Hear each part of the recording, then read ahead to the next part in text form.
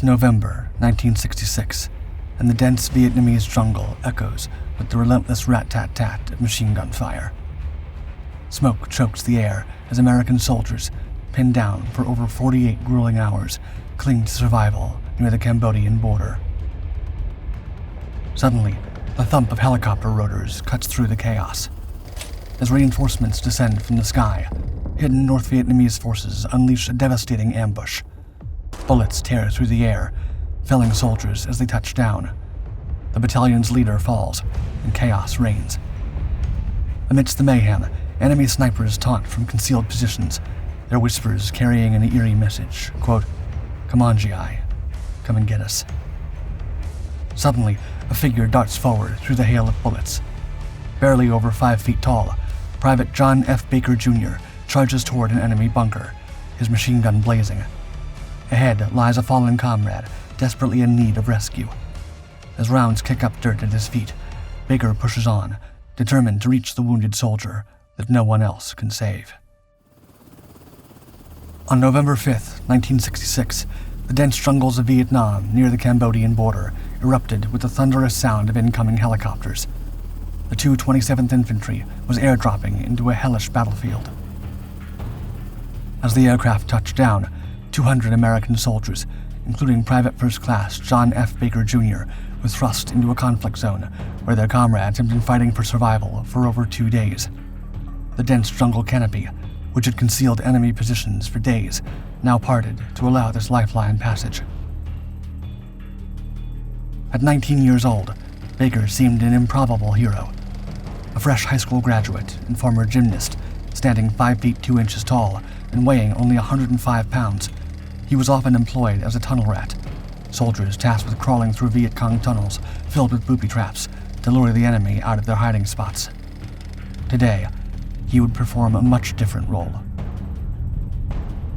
Just days earlier, the 2nd Battalion, 1st Infantry, and 4th Battalion, 31st Infantry, advancing toward Bahau, walked straight into the jaws of a meticulously planned ambush. What began as a normal mission turned violent within seconds when hidden North Vietnamese forces ambushed them and unleashed a devastating attack. For over 48 grueling hours, American soldiers fought day and night in this patch of jungle. Surrounded by mines and booby traps, they repelled wave after wave of enemy attacks. Unable to retreat or receive support, the trapped soldiers clung to survival, praying for a miracle. As the reinforcement choppers touched down and Baker's boots hit the jungle floor, all eyes darted, weapons ready. The soldiers moved forward as leaves rustled and shadows shifted. Hidden in trees, bunkers, and tunnels, over 3,000 enemy soldiers watched and waited. Then, cutting right through the oppressive silence, hushed Viet Cong voices echoed through the jungle, mocking the trapped Americans. As Baker recalled, they all whispered in unison, saying, quote, "Come on, GI, come and get us." Pushing forward to reach their beleaguered comrades, Baker's unit suddenly found themselves engulfed in chaos when enemy fire erupted from all sides, zeroing in on the American column. In the blink of an eye, Baker's company fell to the ground. Faced with a lack of leadership from the very first moment, Assistant Machine Gunner Baker, without hesitation, surged to the front of the column, ready to fight till the end. Baker and a fellow soldier surged forward, their boots pounding the jungle floor. Ahead, 2 enemy bunkers spewed a relentless stream of bullets. Exchanging a determined glance, the pair charged, their weapons blazing in unison. The jungle erupted in a deafening exchange of gunfire. Muzzle flashes lit up the dense foliage as Baker and his comrade unleashed their assault. Moments later, the enemy positions fell silent, smoke curling from their openings. Their triumph was short-lived. A sharp crack pierced the air, and Baker's fellow soldier crumpled to the ground. Heart racing, Baker dropped low, his eyes scanning the tree line. A glint of metal caught his eye, a sniper's scope reflecting the dappled sunlight. Baker's finger tightened on the trigger. After 4 rapid bursts, the 4 hidden threats were no more. With enemy fire still raking the ground, Baker slung his weapon and lifted his wounded comrade. Muscles straining, he ran through the hail of bullets, zigzagging to reach safety. After ensuring his fellow soldier received medical attention, Baker paused only to reload. Then he was off again, charging back into the fray. His machine gun shattered its ominous rhythm as he pressed forward, leading repeated assaults against enemy positions. As the young soldier moved to attack 2 more enemy bunkers, he and another soldier were caught in a hail of bullets, the ground seemingly shaking beneath them. Suddenly, an enemy grenade landed nearby, detonating with a deafening roar. The sheer force of the explosion lifted Baker off his feet, hurling him through the air and slamming him hard into the ground as dirt and debris exploded around him in a cloud. For a brief moment, Baker lay motionless, his ears ringing, the world muffled by the chaos. Then, in an instant, the still dazed soldier surged back onto his feet, shaking off the blast, his uniform now coated with dirt and grime. With his ears still ringing, Baker pressed forward, storming into the first bunker, and single-handedly took it down in a barrage of fire before the second soldier beside him was hit in the crossfire. Without a second thought, Baker grabbed the fallen soldier's machine gun and charged through the hail of enemy fire. Bullets zipped past, but he pressed forward, closing in on the enemy with every step. Grasping his weapon firmly, Private Baker charged through the dangerous hail of bullets. As enemy fire zipped past him, the infantryman closed in on the second bunker, silencing the enemy position single-handedly.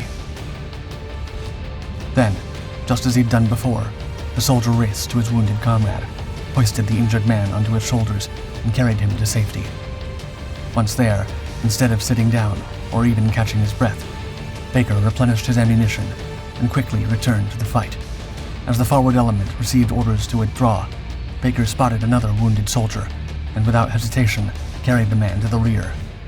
The young man's tireless efforts continued, even as the battle around him reached a fever pitch. As Baker sprinted through the jungle, he returned to evacuate yet another wounded soldier when sniper fire erupted around him. Undeterred, the young private raced beyond the American lines.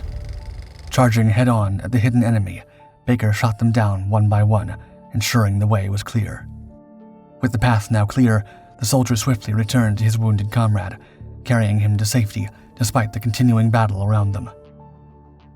The soldier quickly headed back to the front, providing cover fire as his unit began to withdraw. Suddenly, his rifle fell silent, and he realized his ammunition was completely spent. Now, even without bullets, Baker spotted 2 more fallen comrades, and mustering all his remaining strength, the now exhausted and dazed but brave soldier dragged them both to the rear, out of harm's way, all while enemy fire rained down around him.